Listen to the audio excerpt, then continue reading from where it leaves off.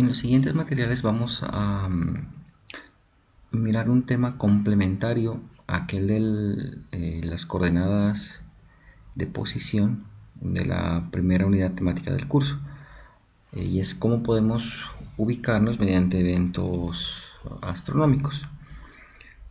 Es importante el tema de podernos ubicar porque pues evidentemente en función de lo que necesitemos y estemos buscando como especie humana, pues hay que saber en dónde es el norte, en dónde es el sur, el oriente, el occidente, eh, para ubicarnos. Sí, un ejercicio muy sencillo eh, es que ustedes en este momento, en donde estén, ¿sí? Me digan en dónde queda el norte, en dónde creen que queda el norte sin necesidad de acudir a estos dispositivos, ¿verdad? Los que vamos a ver a continuación. Entonces, los próximos materiales lo que vamos a estudiar un poco es cómo nos ubicamos como especie humana eh, antes de contar con estos dispositivos, ¿no? Es decir, con una brújula digital, una brújula electrónica o ya más reciente y con mucha más funcionalidad, un GPS, ¿verdad? Que no nos dice solamente dónde queda el norte, sino que nos muestra un mapa pues, que podemos aumentar, que podemos reducir, que podemos ver en un tremendo nivel de detalle y que incluso nos dice por dónde seguir si queríamos ir a algún lado, ¿no? Pero hasta hace muy poco tiempo el tema no era tan sencillo, había que acudir a ciertas técnicas que hoy vamos a ver y que gracias a ciertos inventos también como la brújula mecánica pues fue más fácil, pero mientras esos dispositivos no existían pues ¿qué se hacía antes? Acudir a ciertas técnicas. Y una de esas técnicas es algo que siempre nos han enseñado en la escuela, ¿no? Hay que saber por dónde sale el sol, ¿sí? En el horizonte. Eh, Nosotros, el cuerpo del ser humano funciona como una brújula, entonces la mano derecha la colocamos por donde sale el sol y entonces nuestra frente va a apuntar hacia el norte. Por ende, la mano izquierda apuntará hacia el occidente y la espalda hacia el sur. La pregunta es, bueno, ¿qué tan aproximado es esa forma de orientarnos, ¿verdad? Sin instrumentos, sin brújula, solamente sabiendo lo que por dónde sale el sol. Y la pregunta entonces es obvia, ¿no? Para podernos responder con qué tanta precisión esa técnica es válida. ¿El sol sale o se pone siempre por el mismo sitio?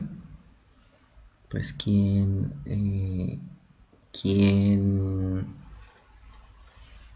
tiene buena observación, ¿verdad? Se dará cuenta que eso no es así.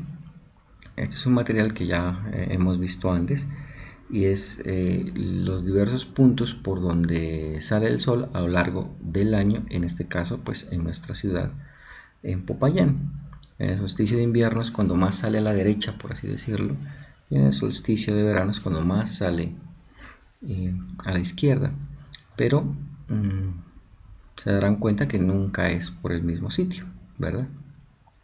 Entonces esa técnica rudimentaria que nos enseñaban en la escuela pues en realidad no es muy precisa porque dependerá de la época del año en la cual se esté haciendo el ejercicio. Ahora, el hecho de que el Sol salga por diversos puntos pues en realidad se debe, ya vimos, a que el eje de rotación de nuestro planeta está inclinado algo así como 23 grados con respecto al plano de la eclíptica. Es decir, si esa inclinación fuera 0 grados, pues el Sol siempre iba a salir por el oriente. Pero dado que nuestro planeta gira con un eje inclinado, pues una de esas consecuencias es ese movimiento aparente del Sol y que de hecho dura un año, ¿no? Entonces recordando un poco pues esa geometría de nuestro planeta, de las órbitas y de los movimientos de nuestro planeta, debemos tener en cuenta esa consideración, ¿no? Es decir, nuestro planeta en realidad gira alrededor del Sol, pero con un grado de inclinación que son algo más de 23 grados. Una forma para orientarnos, y ya Hipparco de Nicea lo había propuesto, es decir, es dividir el globo terráqueo en latitud y longitud. En realidad son dos ángulos, ¿sí? Son dos ángulos dependiendo de algunos puntos de referencia. La latitud se mide con el punto de referencia de la línea ecuatorial, que es la línea que divide en dos hemisferios, norte y sur, nuestro planeta, y la longitud se hace a través de unos meridianos. El hecho es que ya no hay meridianos especiales, por así decirlo, ¿no? Como sí lo es la línea ecuatorial, es decir, no hay un paralelo que sea como la línea ecuatorial, pero los meridianos pueden ser cualquiera. Entonces alguien se adelantó y dijo, bueno, vamos a medir la longitud cero a partir de el meridiano que pasa por el Observatorio Real del Reino Unido. Y a partir de ahí, insisto, es que se miden ángulos respecto a una ubicación. Bueno, esto es simplemente pues, un recorderis de lo que ya habían visto en los videos anteriores, ¿no? Esas divisiones imaginarias, los paralelos van de 0 a más 9, a más 90, o latitud norte 90 grados y menos 90 o latitud 90 grados sur. Y la longitud se mide de 0 a 180, bien sea por el este o bien sea por el oeste.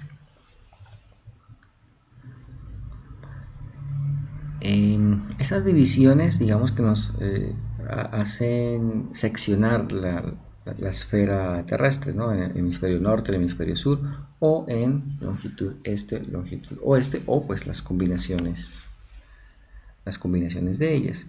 Quien estudia el globo terráqueo se ha dado cuenta de que además, por ejemplo, de la línea ecuatorial hay otros paralelos especiales, ¿no? Es decir, el trópico de Cáncer, el círculo polar ártico, el trópico de Capricornio y el círculo polar antártico. La pregunta que yo les hago es, bueno, ¿por qué son especiales y por qué están en esas determinadas ubicaciones? En otros materiales voy a intentar explicar la naturaleza de esos paralelos especiales, pero mientras tanto pues sí me gustaría que hagan la reflexión sobre por qué existen y por qué están ahí. Bueno, la geometría de la Tierra y de los movimientos de la Tierra generan ciertos movimientos específicos dependiendo de la latitud del observador, ¿sí? Y es que dependiendo de dónde esté, pues se va a ver que la Tierra gira de cierta manera y que aparentemente, por ejemplo, las estrellas tengan ciertos movimientos. Insisto, que dependen de la ubicación del observador respecto a ese eje de rotación imaginario, ¿sí? Supongamos que el observador está en el polo norte, ¿sí? Entonces aparentemente va a mirar que todas las estrellas giran en un círculo perfecto alrededor de él, ¿sí? O que si está en el ecuador es al contrario, el movimiento no es un círculo perfecto, sino que es un movimiento perpendicular al movimiento de la Tierra, ¿verdad? Pero si está en una latitud intermedia va a haber un movimiento inclinado, por así decirlo, de las estrellas. Esto es interesante notarlo porque sin saber en qué latitud me encuentre, dependiendo de cómo miramos que las estrellas se muevan, ¿sí? Voy a saber más o menos en qué latitud me encuentro, y esto era por ejemplo lo que los marinos utilizaban en sus faenas, ¿verdad? En sus viajes. Estudiaban el movimiento de las estrellas y en particular uno de ellos. Y es que hay que averiguar en dónde es el polo norte celeste. ¿Por qué hay que averiguarlo? Porque hay una ecuación muy sencilla que me permite encontrar la latitud del observador en función de ese polo norte celeste, ¿sí? Lo vamos a ver más adelante en algunas imágenes, ¿verdad? Pero el tema es bastante elemental. Hay que averiguar en dónde está el polo norte celeste, y es relativamente sencillo con el polo norte porque ahí hay una estrella, se llama Polaris, es la estrella polar, precisamente, que es relativamente fácil de indagar, fácil de identificar.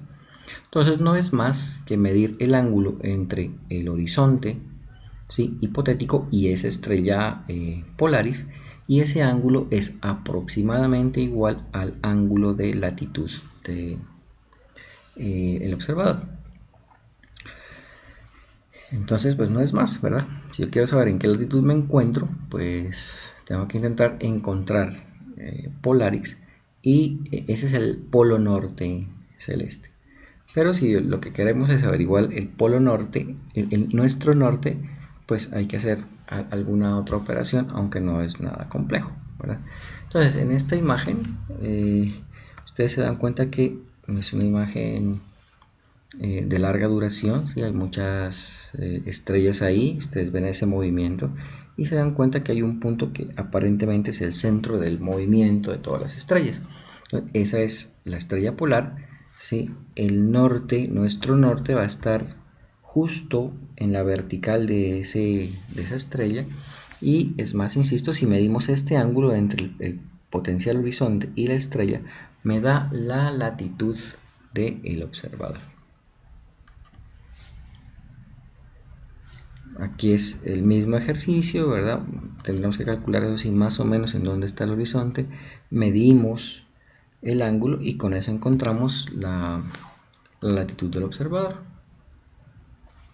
Igual en todas estas gráficas, ¿no? Como ustedes ven, estas fotografías han sido tomadas a distintas latitudes, entonces por eso en unas está más arriba, en otras está más abajo.